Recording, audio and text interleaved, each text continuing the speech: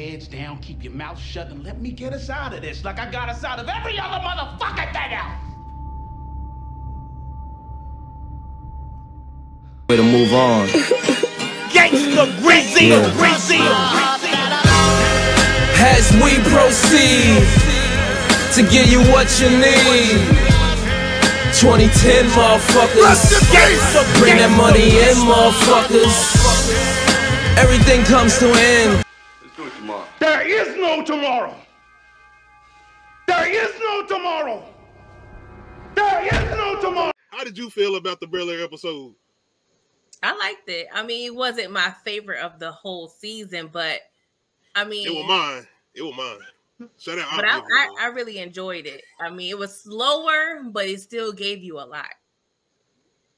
So I enjoyed it. I love this reboot. Like, I didn't really have any expectations, honestly. I didn't either. That's the thing I think that's making us really enjoy it too, not having expectations. Exactly. But I love Hillary. I love Jeffrey. They're my top two favorites right Yes.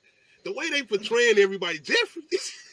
Yeah. The way they flip Jeffrey. You like try to go back and watch the original Fresh Prince. You sitting there like, damn. But so he was kind of deep back then. Jeffrey he might have been a hitman back then too. I'm just saying he was from England too. He was low key. Yeah. I mean, they called him G. They called him G. Yeah, so exactly. I mean, he living up to their name now. Exactly. Do you feel like Jeffrey and Uncle Phil got monster ties? I don't know about monster ties. Yeah, exactly. Jeffrey got. He got all the Jamaicans in LA. That's what I'm about to say. Jeffrey on some roster shit. He saw his homeboy that was watching Phil that took care of, supposedly took care of the Rashad situation. Suck your mama block. I'm like, yo. I love the way he was just popped up behind my man. Like, we got the problem over here. I'm like, Jeffrey is where this nigga come from? He got more with the police, and they rolled up on the police like that. How you feel about the whole Ashley thing? It doesn't bother me. I mean, it's kind of expected. I mean, you know, we have to have like a token LGBTQI. I believe that's the correct term. But yeah, I don't mind it. I mean, it's normal. I mean, people act like, well, people get annoyed when they're like, oh, here we go with another, you know, lesbian or gay thing. But it's part of life. It's a part of life. It's like black people. I like how they keeping it light though. They're not making her do anything. Yeah.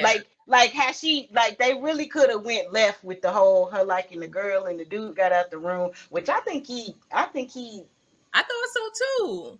Because the way he has this way of speaking, and I'm like, maybe he's not, maybe he's just feminine. Because some dudes just have a feminine way of speaking, no judging. You can't help what voice you give. You really can't. You really can't. I'm honestly glad they went that route because they could have went the whole route of making Carlton gay. They could have went that route, and I thought they was gonna do that. I thought they was gonna do it. I was like, please don't. I'm glad they didn't.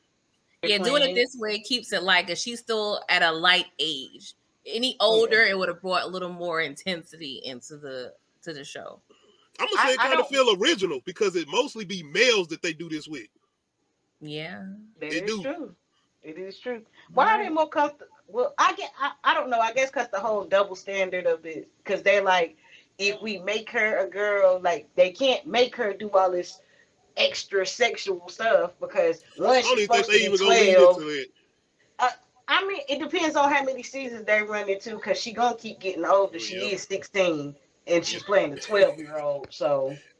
Pretty Girl Trap content. One more thing I want to ask as far as episode 6. How you feel about Michael Ealy as far as throwing the babies out the window and him in his role? He's pretty much the Hollywood creep at this point. Like, it's like you can't unsee it. You can't unsee it. It's like James St. Patrick is always, going to be whatchamacallit. Yeah, like Steve Urkel's always going to be Jaleel White. Like, it's one of those things. It's just he used to be barbershop dude with the braids though. Yeah, I like that one too. Nah, not no more. But he's wrong because he's pushing up on Viv. She a married woman, but from what I saw, I guess there's a clip showing him. They find more about him, so I'm like, okay, Ain't gonna be missing. Jeffrey? Gonna be missing. I don't feel comfortable unless I know I went above and beyond with my preparation. The things that possibly could happen, if I ain't take real steps to prevent those things, I'm not comfortable.